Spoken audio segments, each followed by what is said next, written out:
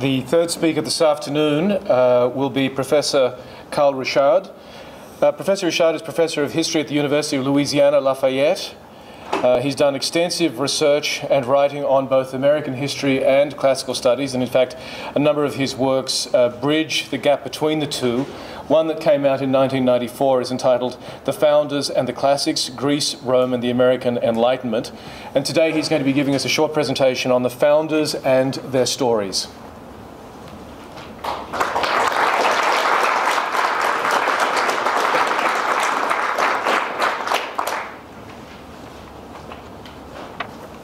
Yes, Gleaves asked, he said, can you speak off the top of your head for a few minutes? And I said, I'm a professor. Right there, that's what I do. So my remarks, because they're sort of unprepared, will be, fortunately for you, brief and informal, but hopefully of some use, because I think it'll maybe serve as a good bridge to my more formal presentation in the next segment. I thought I would talk about something that's very important. I think the importance and power of stories. I think that the human mind is hardwired to love and appreciate good stories, and you know, we tend to remember stories much better than we do other forms of information. As teachers, those of us who are teachers know this. Our students will remember a good story long after they've forgotten everything else. I remember one time I was giving a lecture on the Protestant Reformation, and I started with a very brief story about how Martin Luther became a monk, a story of the lightning and all of that. And then I went on for 20 minutes to talk about his doctrines and distinguish them very carefully from Catholic doctrines. Well, when it came time for the review for the next exam, I had a student raise her hand. She said, if we get Martin Luther as a term on the exam, what should we write? She said, all I have in my notes is that he was struck by a bolt of lightning. Well, and so, you know, to this student, she could not distinguish Martin Luther from Lee Trevino or a park ranger, I guess. But she remembered the story, didn't remember much of anything else. And but that's the way we are. We tend to remember stories. And that's why Jesus told so many parables. Each time to illustrate his point, he would tell a parable. Stories tell us a lot about ourselves. The stories that a society tells a lot about that society. The concerns of that society, the principles of that society, we can really discern from its stories. And you know, we get a lot from our stories. We get our heroes come from our stories, our villains, our lessons. We'll go back to that word again, lessons. It's become a trend in academia to sort of downplay the idea of learning lessons from history, and there's good reason for that, because it's been abused, as we've talked about here, and sometimes people will act as though history repeats itself exactly, and therefore you can take a lesson from one period and apply it directly to another, and of course that's not true. But it's still the idea of learning at least general principles from history. I think it's very doable and very important. So we get all of these things from our stories. Where do our stories come from? Well, for centuries before television and film and radio, they came from books. That's where the society stories came from, in the West at least. Bible stories were very popular, and people knew that was their shared information, were Bible stories.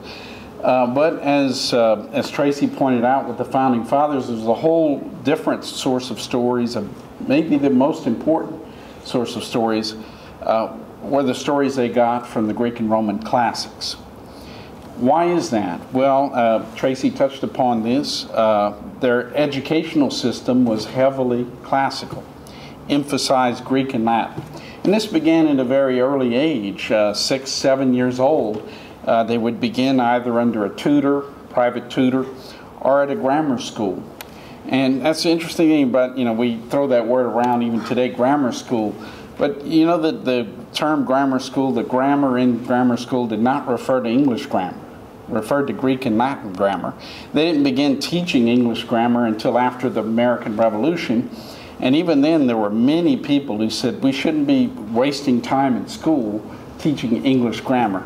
That's kid stuff. You learn that from your mom. You come to school to learn serious things like Greek and Latin.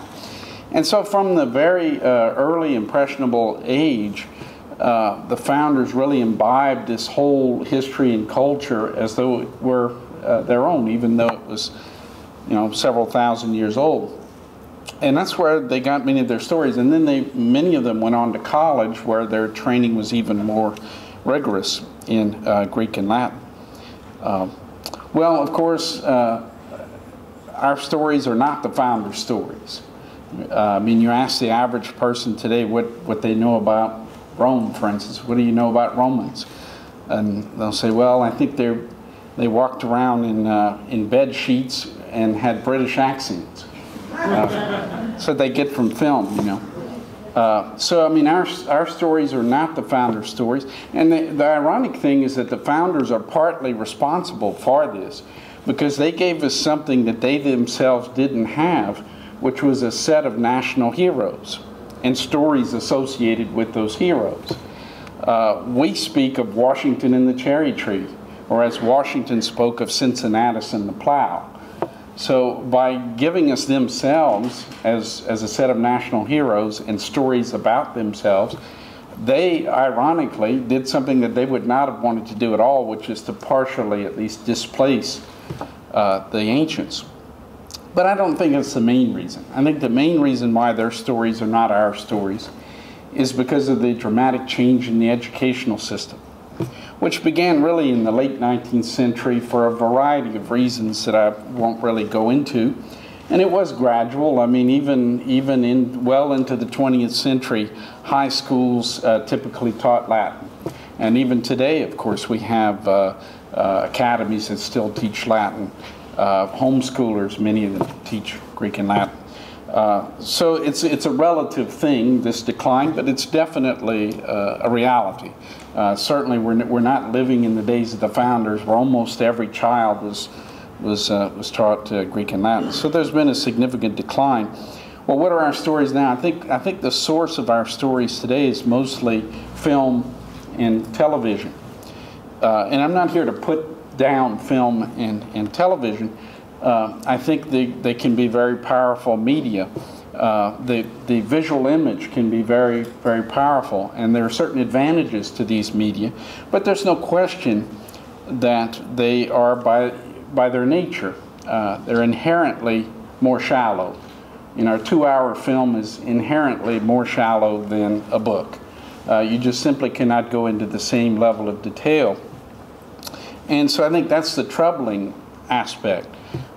We still have stories, we still have very good stories today, but they tend to come from media that I think are inherently more shallow. And I think that's the challenge for us today, is to at least partially try to return to a richer media for these stories, because every society has to have them. They're vital. And so I think my advice, since we're all, you know, giving unsolicited advice to President Obama, my advice, but also for my fellow citizens, not just the president, is to do what the founders did. Return to stories that were rich in meaning, that were versatile. You know, these were deep sources that they tapped into, and I think that's what we need to do. I think we need to once again mine these rich veins of the classics.